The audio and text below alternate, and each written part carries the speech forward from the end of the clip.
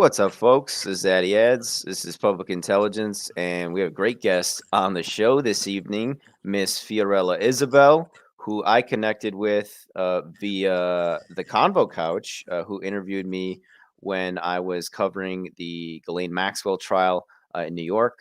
And we have a good amount of time this evening with Miss Isabel, who's a journalist and political analyst for the Convo Couch, as I mentioned. She also writes independently at her Substack, and those links can be found in the show notes below. But I'm interested to know your background, Miss Isabel, and how you kind of got into this work. And then obviously your take on current events, the war, for example. I know you've been covering a lot. So I want to thank you for coming on the show. And if you could add to your introduction a bit for people who may not be familiar with your work. Well, thank you for having me. I really love the coverage you did on the Ghislaine Maxwell trial, especially when so many people were not covering that. And it always sticks out in my mind. I've been wanting to come on here for a while. Schedule has been crazy. I've been all over the place and I'm currently moving right now. So it's kind of like I'm in a hotel and I really just wanted to do this. And well, you asked about my background. So I went to school for journalism, but I focused primarily generically on public relations and advertising, and also English writing, which was the journalistic aspect. So we had to take a bunch of journalistic classes, and you had to like get into the College of Journalism with a certain GPA. It was, it was that sort of thing. And I went to school in Florida at the University of Okay. Central Florida, but I, you know, I found out early on that I really did not like how media was covered in the United States, because even though like they say you're going to school for journalism, it's all public relations, even when you take like the specified journalism classes. And it that's I think why I know when these politicians and these corporate media hacks are lying, because it was what I was taught to do. I was taught to that it matters only what is perceived, not really what is actually happening, and that you have to narrative manage. And so it wasn't in me to do that. And simultaneously, while I was doing that, I also minored in psychology, which is like kind of I'm really big on like psychology and like behavior of people and why people do things. And I was also taking acting classes of the Meisner technique the entire time I was doing this. So it's kind of funny because when you come into politics, you realize everybody's an actor. And that definitely plays into the Trump administration, the Obama administration, the squad, and also what we're seeing with Vladimir Zelensky and how he was sort of cultivated and built. And so it's hilarious when all of that is actually very applicable to what I do now as a full-time journalist, because when I initially started this, I was on the ground covering activism in Los Angeles. And Pasta and I, of course, come from the entertainment background as well, so we were comfortable in front of the camera, which seems really weird to some people.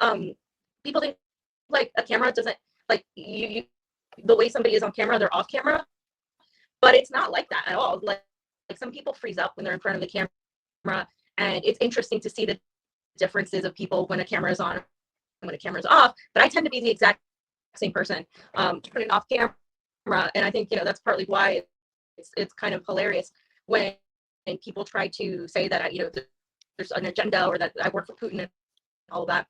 But it's hilarious because the Bernie Sanders sort of thing that got us into this work, it was really inspiring to me when he ran. I am like so far from that right now. And it also shows the progression of where we're at. And I think if you're still stuck in the same place 7 years ago, there should be a problem. You shouldn't, with everything that's happened with new information, you should switch your tactics. Your mind should develop. And so that's kind of, Yeah. we started interviewing activists. We started interviewing people that were running for office, things that some people are doing now. we did that like a long time ago when we started the Convo Couch, late 2017, only on Facebook for a while, and then like over a year later, I think is when or more when we started on YouTube. So we've been Okay. doing this for a while, and we went on the ground. We covered the elections. We did all sorts of things. We covered, just how corrupt our system is and how corrupt politicians are. And now it's more of like this sort of coverage of the surveillance state and imperialism and traveling to, Nicaragua, Honduras, Peru to cover their elections. And also, obviously, this proxy war the U.S. is waging with Russia via Ukraine. And there's so much going on in terms of the censorship that is happening. That's all kind of becoming into this pinnacle of like, wow, this is why Julian Assange is in prison. This is why all of this is happening, because it could be any one of us at any given moment, and we could be completely taken off of YouTube, just like RT was in the entire world. So that's just a brief synopsis. Yeah, that's it's got a comment here. It says your mic's a little fuzzy, Fiorella. So I don't know if Okay, that's let me come back in then. okay. I Okay.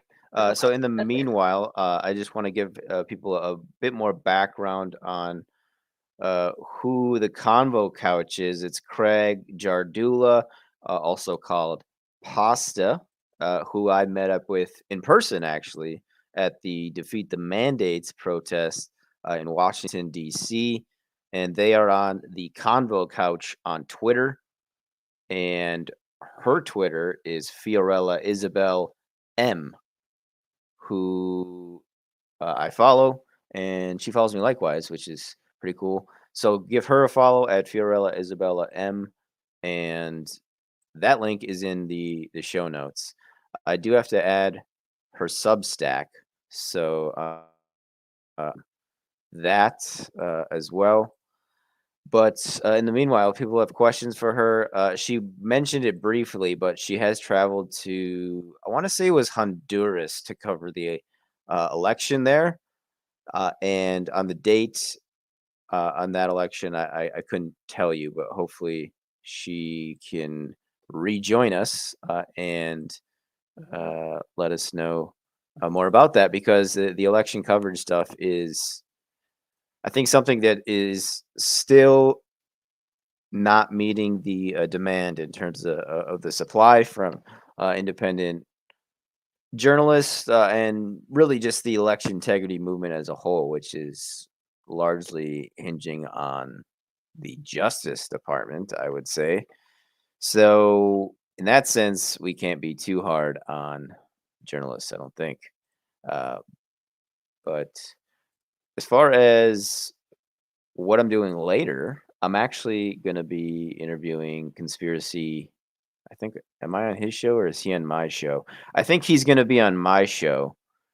He has a podcast called Conspiracy in the Force, and we're going to talk about that. He also is selling a book, or he just sold a book, Intergalactic Totalitarianism, Authoritarian Tactics and Traits in a let me pull this up here. Uh, in a galaxy far, far away. So we'll be talking about that.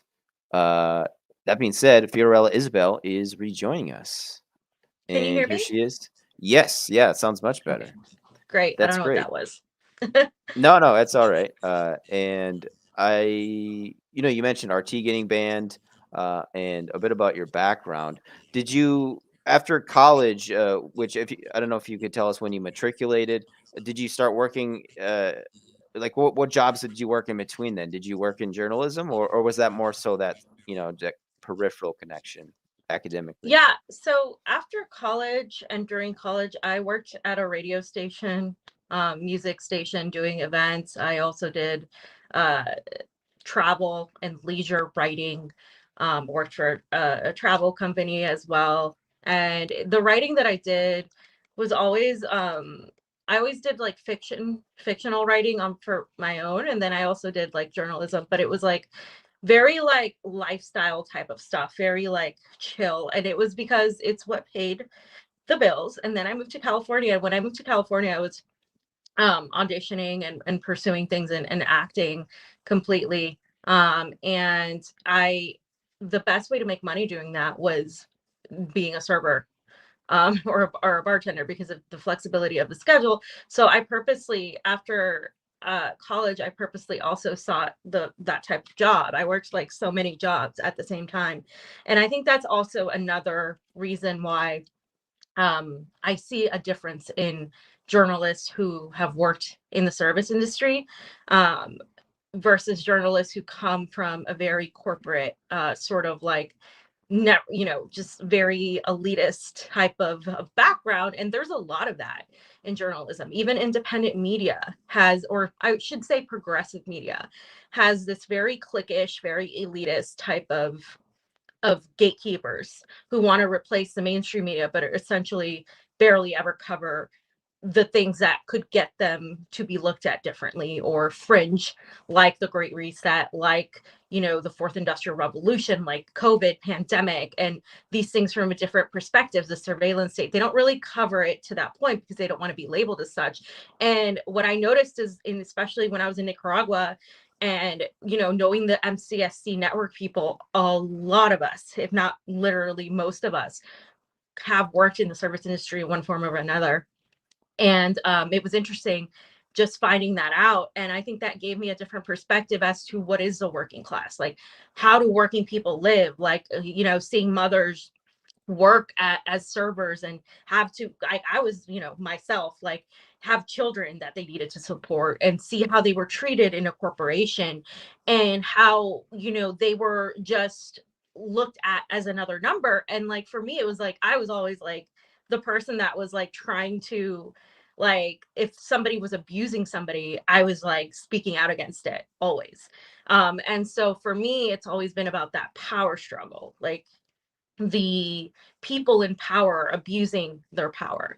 And I think that definitely sets you apart as a person, because you have lived through it. You're not just sitting here holding a panel about how poor people should continue voting for Democrats, or continue playing this game of elections, because that doesn't help the average person who is working so much just to barely keep up.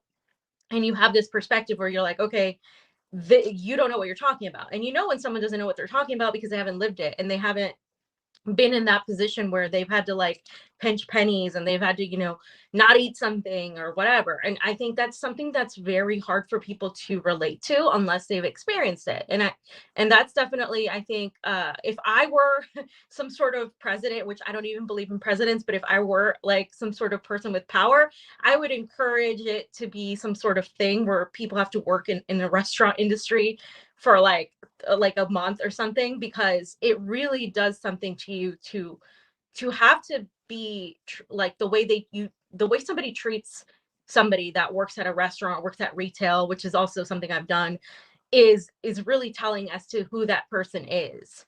And I think that sort of cultivation, where you meet all kinds of people, and all from all walks of life, people who had master's degrees, PhDs, working because they made more money doing that than they did, going to get a entry level job or something in less time, right? And so it's that struggle, that gig job economy, that has been very, very, just, it has permeated the lives of millennials who have student debt, and who have all these things and can't buy a home and all of that. So I think that's part of also the trajectory that really influenced why I cover the things I cover. Also, the fact that people are constantly working, which is why they don't pay attention to politics, and why especially foreign policy is so alien to a lot of people. Sure, sure. And what was your experience? Because it sounds like you were interested in this sort of stuff for some time, maybe even going into college. I don't know. Were you, if so, what do you remember about your college experience insofar as the political climate that surrounded it at the time?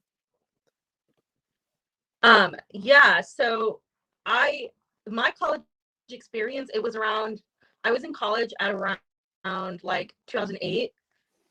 And I um sort of, that was during the crash, and that's kind of what saved me, because I was in college, so I wasn't really doing the workforce full time. I mean, like I said, I've worked a lot of jobs. I worked as a Hmm. lifeguard as well. I worked like so many different things, and it sort of saved me from having to deal with that because I didn't graduate till 2011, and once I graduated, it was like okay, like it was like I was able to still kind of mitigate through the after effects of the economy. Not that the economy has been great actually since then even, but I was able to take advantage of being in college. I was able to study abroad and really explore the world in a way that I was, that's a privilege to do because that's also part of it. Having known so many different cultures, having moved a lot as a kid too, you know, really did it for me because I've lived in the Midwest. I've lived in the Northeast. I've lived in the South.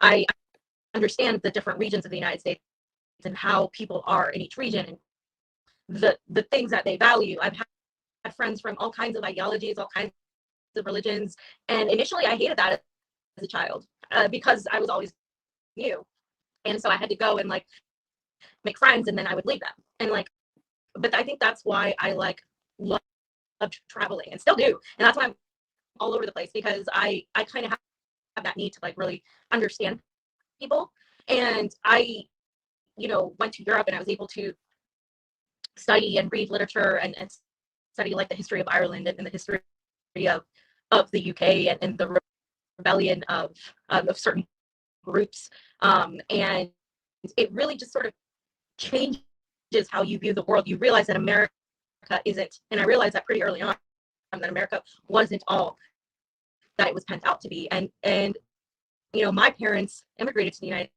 States, and uh, they saw capitalism and the system sort of work for them in a way, but this generation is not seeing that, and the subsequent generations are not seeing that, and of course only to a certain extent, because it's sort of, as an immigrant, you have to start over. You have to learn a whole language. You have to you just, even if you're educated in your country, you have to relearn like an entire different thing.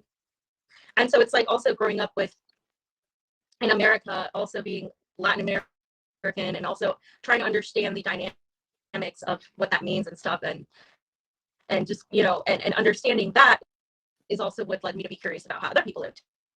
And one of the things that I do admire about other cultures, like especially like Italians and I guess people in France, they are a little bit slower. And in the United States, we really like, we're always working, we're always trying to go on to the next thing. Whereas over there, like they take their time a little bit more. And I think that also manifests in a lot of stress, a lot of mental illness. And I don't think we are the greatest country. And especially after having gone to Nicaragua and seeing how great their infrastructure is. I mean, and in spite of the adversity, I think a lot of people, if they were able to view the world from a different perspective, would definitely shift their perspective, because it's so hard living here all your life and only seeing from the inside looking out, versus the other way around, the outside looking in. Yeah, yeah. The first time I noticed that was when I moved to my senior year of high school. Actually, we moved to Guam, the island of Guam, and the culture change was just so different. It made me realize to a larger degree how insular the United States is, both I would say in general, and I think like you mentioned regionally, where you do have people who never leave their state, and they never really leave, the area, let alone the country. So that obviously, combined with the society that we have, which is like you mentioned, very type A and like neurotic almost. It does, I think, affect how people view the world, in general. How did you hook up with Craig Jardula and the people over at the Convo Couch? Because you guys are really killing it on Rockfin, I noticed. Yeah, so like Craig and I were both working in the hospitality industry, but we were both also actors. And somebody told him, "Hey, that's a Bernie person," because there wasn't that many of us back then. And uh, we became friends, but we weren't like super close friends at all. And then he had to go back to take care of family business in Florida, so I didn't really talk to him. And then he came back and he kept asking me to help him out on Facebook because he was getting into arguments with neoliberals. And I would help him out on these sort of arguments and write it because I write, and that was my thing. And like I would form it in a way, and he would have kept asking me like, can you argue with this person for me? And that was when I was on Facebook more. I barely ever go on that shit now. But we sort of started talking back and forth, and we were like, hey, we both had been wanting to do a show on our own, produce work, because that's what you learn in the industry. It's like it's just so you get so typecast. You get so you know what it is at a certain point. You know what Hollywood is, right? And it's just very vapid, superficial existence, and it was not meshing well with what I wanted to do, right? Like it just was very, very vapid. And so we were like, why don't we create our own content and let's talk about these issues that we're talking about constantly. Let's inform people. Let's educate people. And so that's why we started doing it initially. And we just talked to local activists and local things, and then it went on from there to politicians, to people running for office, to then campaigns, and then the elections. And the wake-up call was obviously, and that was post 2016, and that definitely had an impetus. I remember when Bernie Sanders conceded and he supported Hillary Clinton, how we were all depressed. I mean, I was depressed for weeks. Like it was like a crushing like defeat to see that. And it was like, wow. But from then on, like knowing that we lived in a fake, like we live in an empire and your vote doesn't matter. Like, and that, Yeah.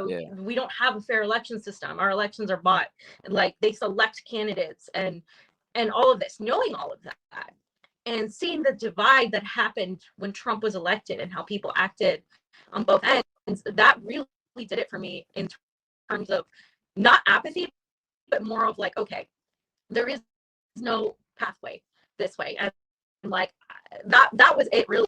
And then the 2020, early on, I discovered, because we were all like wanting Sanders to run again. Early on, I discovered that campaign was embedded with people from Center for American Progress, people from intelligence. And the moment I tried to tell people about it, they turned on me because the idealism of this fantasy they had created of Sanders was too much, that they couldn't, take that information and be like, oh shit, well maybe this isn't what it's mapped out to be. Maybe there's something wrong here. And so now look where we are, where, a lot of those people were like, hey, sorry. It's like, yeah, like, and now we're on the brink of disaster. And it's kind of crazy, the journey that it's been. It really has been a very enlightening journey. As everything falls apart, I think, it's more and more enlightening in some ways, which is the paradox, I think. Yeah. Yeah, that's a great way to put it. Yeah, that's a great way to put it. I think so. That's interesting. I've noticed there's a contingency of people that really like that Bernie Hillary thing. That was like the turning point for them. I noticed there's like a certain group that was that for them. For some people, it was like I think it was Sam Tripoli I was talking to today. He said it was Pizzagate, I want to say. So yeah, it does seem like people do have their watershed moments at various points. Whatever you want to look at it, like whether it's just the elections or geopolitical corruption in general. And what about your, which I think it was election related. I wanted to ask about your travels to Latin America and what that was like.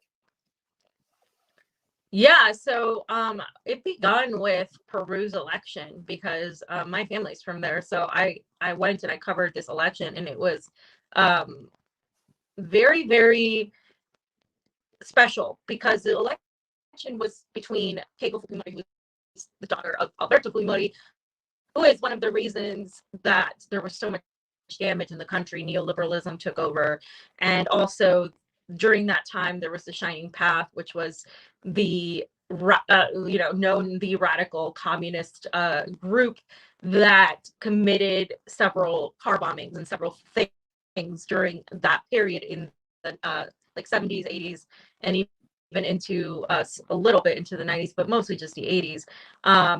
And I that's one of the reasons why my family immigrated into the United States. So coming from a leftist perspective, from somebody that is more supportive along the ideology that is extremely counter to that neoliberalism that plagued the country, I was wanting to really look at the elections and look at if it was possible for a country that was so afraid of communism to have somebody like Castillo. And then that whole thing, of course, shows you that it's impossible for one person to do to go against, a Congress that's controlled by this sort of like global capitalist agenda. It's like, and then most people fold.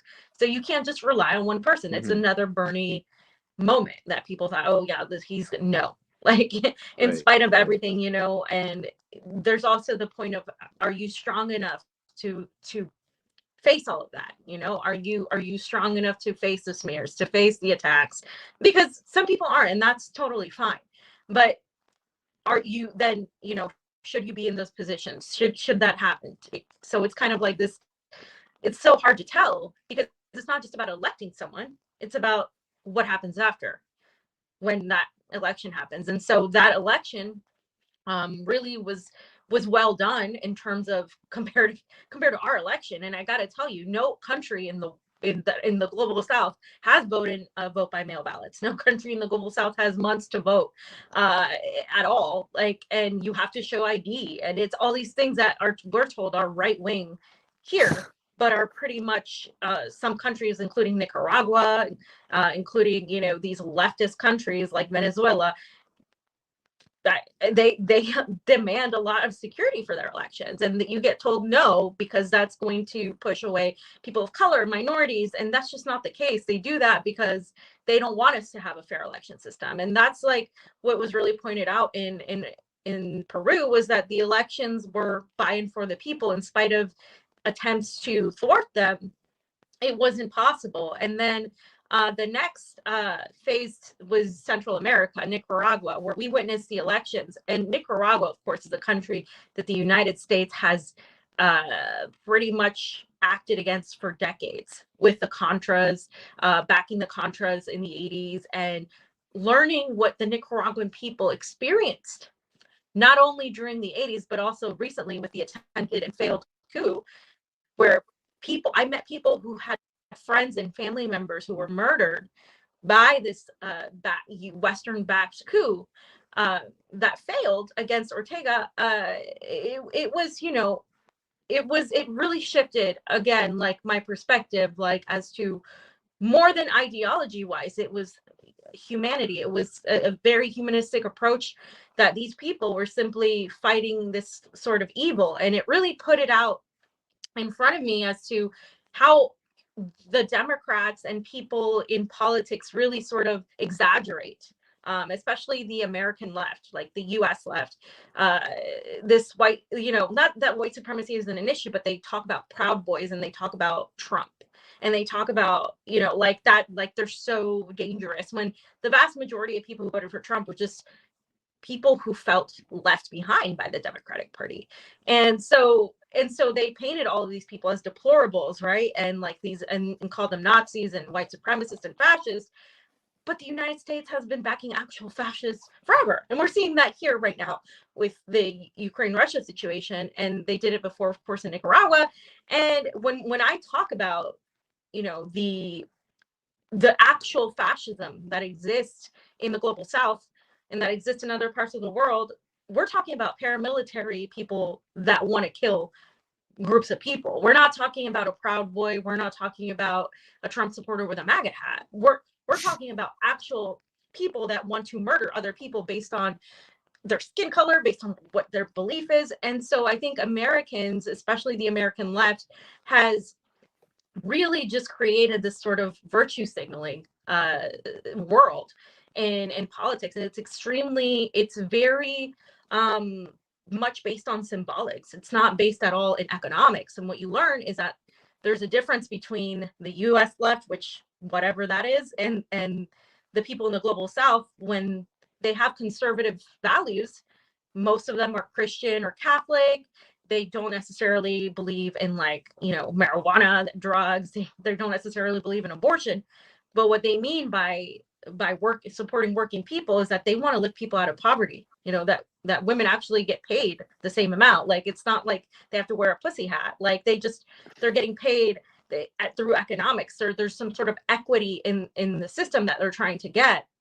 And when you realize that, now you understand why the United States and NATO attack these countries. Because if the American people realize, like, just how much they're being lied to, how much they live in this illusion and in this matrix, that exists to make them just comfortable enough to not rebel, they would probably lose it. And I think that's what's happening, is we're seeing the mass formation psychosis. We saw it with the pandemic, and now we're seeing it with this Russia-Ukraine situation. And really, like, when we were in Nicaragua, we were contradicting what New York Times, the Washington Post, mainstream media were saying.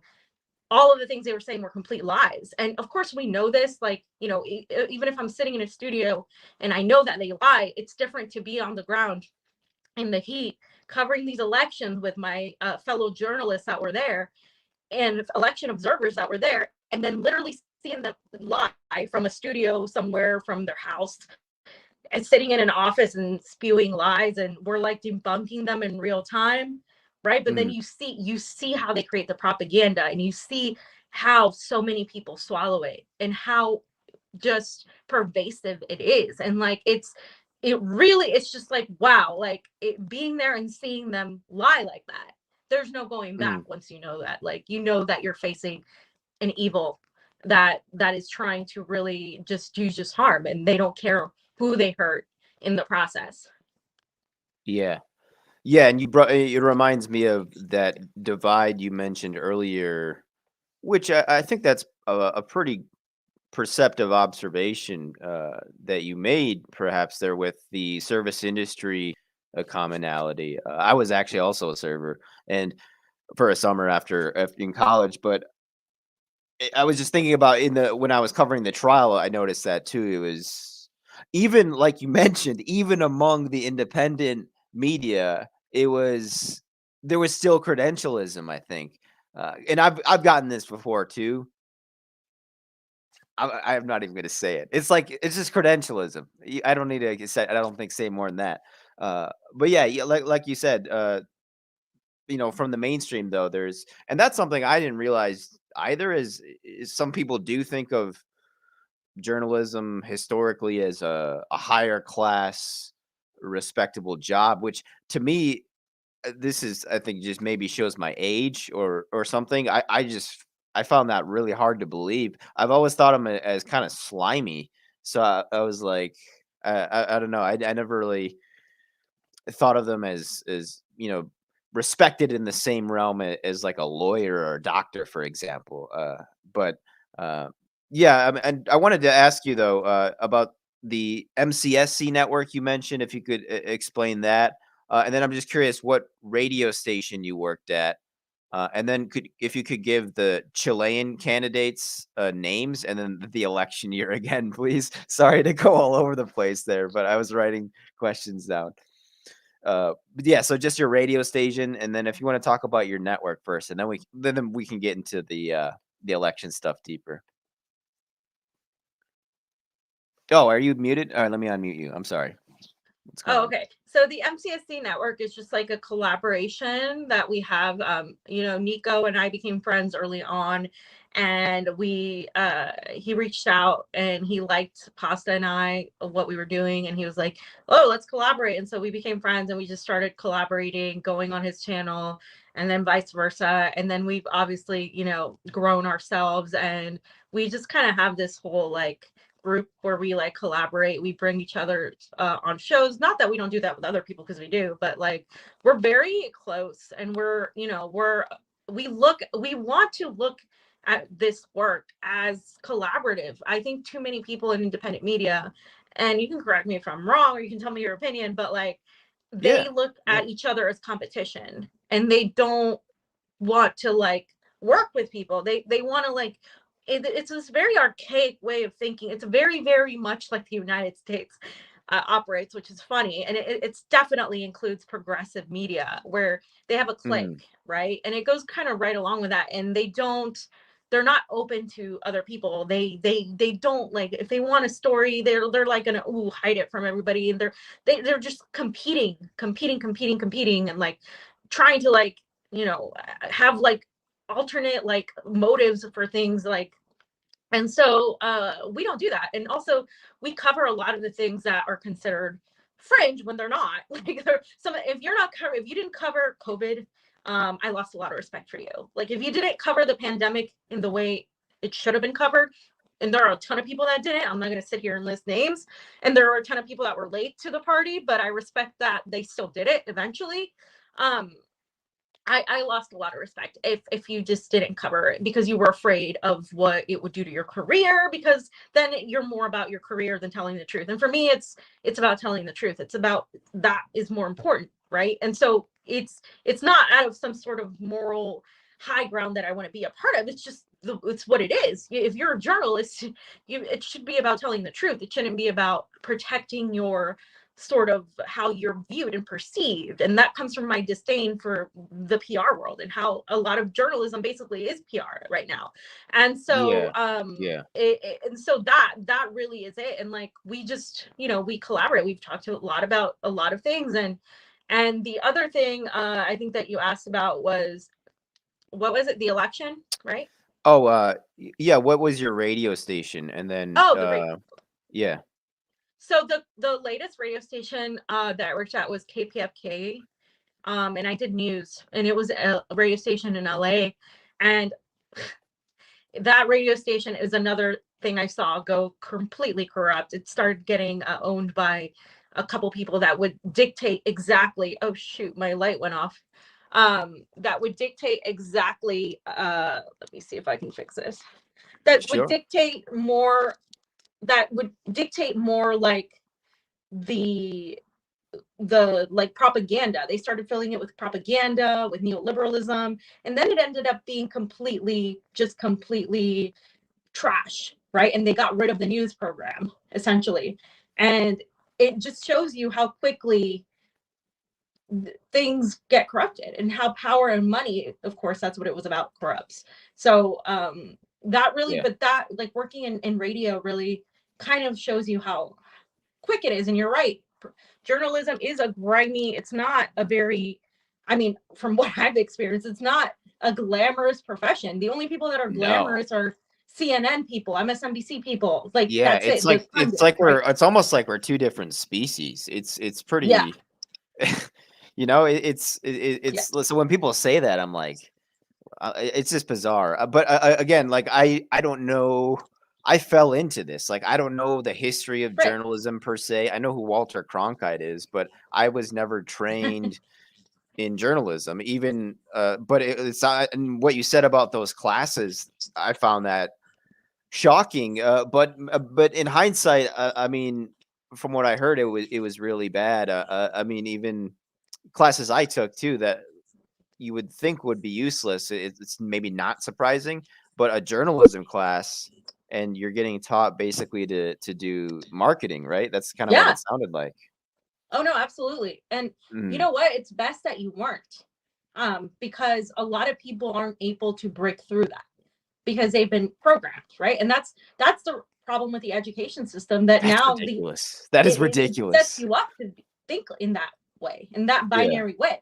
And so when you're not taught that and you go about it in the way that it should be, because honestly with things like journalism, anything that's a trade, the more you learn is hands-on. You learn, like, Mhm. there is nothing, I learned so much more when I actually did it in real life than I did at all through any sort of book or any sort of history. Like that's just like fodder for people to feel good about how smart they are. Like you really don't need to know. I mean, I guess the most valuable class I took was the law, journalism law, so where you learn about copyright and all that stuff. That was it. Like everything else was just like, okay, cool. Like, you know, they didn't talk about WikiLeaks.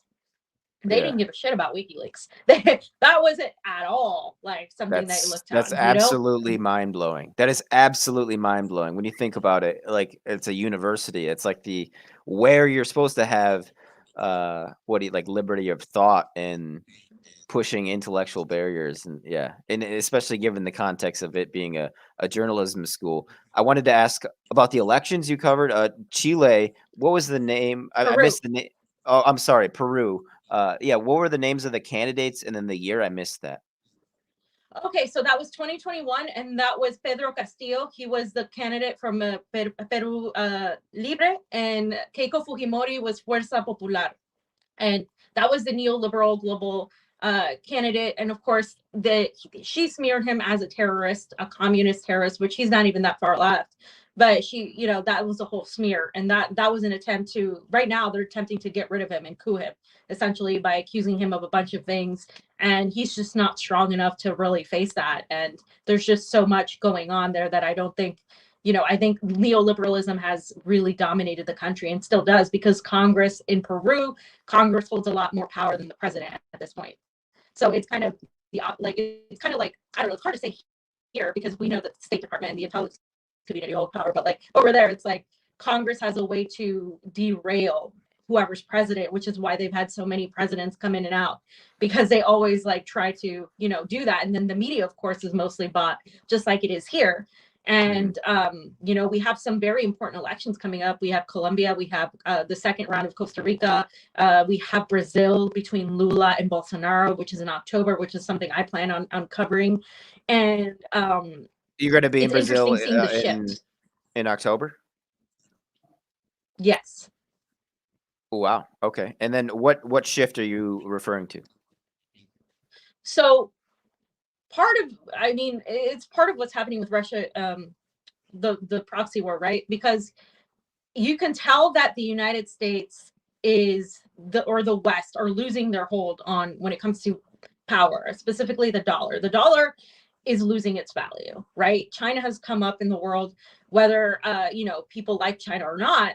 The fact is they are a superpower, right? And they are competing in this market, and they have a mixed economy, definitely capitalism in there. There's no denying that China operates that way, right? And so you have the China that's lifted people out of poverty for better or worse, and they have this structure.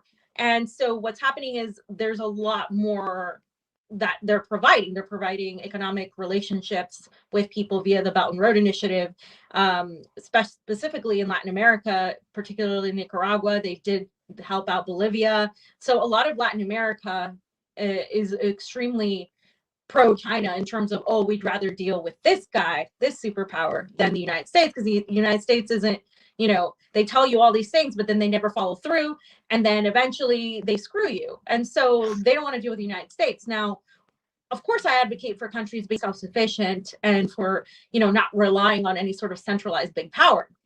However, there are things that are happening right now where it might benefit them for now. Now, what China's doing in Africa is a whole other story. There's, you know, exploitation. There is a lot of uh, hurting the environment with what they're doing with the mining, and that's something that needs to be, I think, I definitely want to like go deeper into that, especially now more than ever that we're seeing more of a focus on East Asia. And the relationship between Russia and China is extremely important to why Putin decided to act now, because they've been asking him in the Donbass region to, you know, to act to stop these fascists from killing ethnic Russians and Slavs and these Romani people, but he didn't do it. And a lot of the criticism was, why did Putin not go in earlier? Well, I think they needed to have somebody big enough, because look what's happening now, even with everything that is shifting into this multipolar world where the United States no longer gets to make unilateral decisions. You're still seeing the pushback, right? And I still think that there are elements that aren't being talked about, like how does that play into the World Economic Forum? How does that play into, the global agenda? And where is China going to be on there? If Xi Jinping was a speaker, at the World Economic Forum, it's like, wait a minute, like, why are you a speaker? And how can we trust you? And then watching like Tulsi Gabbard and Putin get removed from the website was hilarious recently. If you check it out, they've been removed, which is interesting. Wow. And there's all these theories like, oh, is like Putin really taking them on? Is he, I don't think Putin is some sort of hero, but I also think that he's practical and he's definitely more of a conservative nationalist of his country. Obviously, Yeah. I'm not a fan of nationalism, but at the same time, how do you fight an empire, right? And I think Yeah. what we're seeing, and I discussed it with Tara Reid earlier today, is what we're seeing. She put it so eloquently. Like what we're seeing is like the empire, like crying. It's like putting out its cries, its last cries of trying to stay relevant, trying to stay at the top. But a lot of American people are going to be suffering in the next month, like or two, like with everything happening. It's really going to get bad in terms of inflation, gas prices coming out of the post quote unquote pandemic, right? And in terms of the economy and the crash, the dollar, it's not going to go well for the United States. Food shortages and that sort of thing. Unfortunately, we are out of time here, Fiorella Isabel. Where can people find you? And just a closing thought too, if you want to add something that we didn't mention yet. And I hope we can do this again sometime soon because I really enjoyed this conversation. Didn't get to all my questions. Yeah, where can people I support know it and went do so your work? fast. It was so great talking to you. I mean, just I think people need to really try to understand these conflicts with historical context. That things don't happen, overnight. That everything that's happening right now with Russia, Ukraine has been building up. Everything, all the Russia phobia, the xenophobia has been building up in this country for 70 years, right? Since the 50s. This is nothing new. It's happening. It seems so quick propaganda wise because it's they have control of the internet. DARPA created the internet. I mean, they have control of every mechanism. The censorship is so vast right now, and I think more than ever we need so many people to be out there like you and others who have taken it upon themselves to be real journalists, to be what journalism was supposed to be. And I commend anybody that does that. And we need more people because this isn't about who's the best at everything. This isn't about who gets the most glory. This is about actually exposing the truth. And there's no way possible that we're all going to be one person or two people or five people that are the greatest or are going to be able to do it. Like, look what's happening now. We need so many people and to really have awake people from the slumber they're in, and not in a woke way, but in a real way, in an authentic way, where people really see. And I think it's going to start happening when people in America are affected directly monetarily, which is happening soon. And what we're seeing is the empire sort of kind of trying to stay afloat and affecting and hurting people along the way. So I encourage everybody to continue fighting back, diversify your content into multiple platforms, because at any given moment YouTube could shut you down, and it's bad. So you can find us on the Convo Couch at Rockfin, on Twitter, on YouTube, on Facebook, on Odyssey most of the time. But I'll double check on that because I don't know what happened with that. And then also, well, we're going to join as many platforms as we can. But thank you so much for having me on. It was a pleasure, and we'll definitely do it again. Excellent, excellent. Thank you, Miss. Again, links are in the description box below. Stay frosty, folks, and we'll see everybody next time.